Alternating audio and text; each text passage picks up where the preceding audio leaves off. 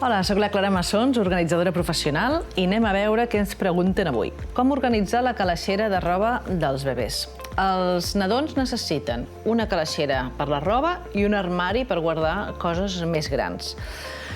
Idealment, aquesta calaixera la farem servir de canviador i així tenim la roba just a sota. Posarem a cada calaix un tipus de roba. Jo he vist cases en què es posa en un calaix la roba que més li poso, la roba que menys li poso, la roba més de mudar. Jo el que recomano és fer-ho diferent, per tipologies, per exemple, bodis i mitjonets, samarretes i jerseis, pantalonets, i al fons del calaix hi posarem la roba, per exemple, d'una talla superior. Ja la tenim preparada i neta per quan creixi.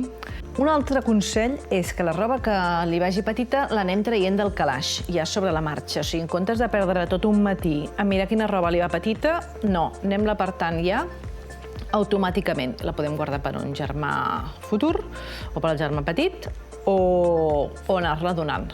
Però és important no anar-la acumulant, o guardant-la o donant-la.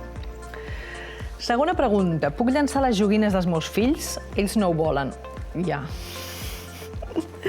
Clar, no volen llançar ni suprimir ni donar res. A tapes sí, sí, donem un altre nen. Però encara que no facin servir, ells són reacis a desfer-se'n, no? Jo crec que sí, que s'han d'anar donant les joguines i els materials a altres nens més petits i s'ha de pactar, se'ls ha de fer entendre. És que, a veure, no és només que no hi capiguem, és que les coses que ja no es fan servir i que ja estan obsoletes han de córrer, també. Les joguines estan fetes per ser viscudes i per jugar-hi. Aleshores, ja és quasi una premissa de vida que entren coses i en surten d'altres.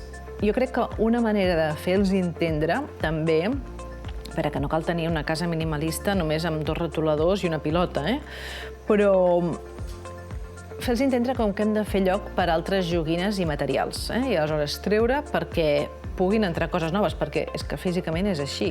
No tenim tant d'espai. Segona pregunta. Tercera pregunta. Com em desfaig del que no necessito?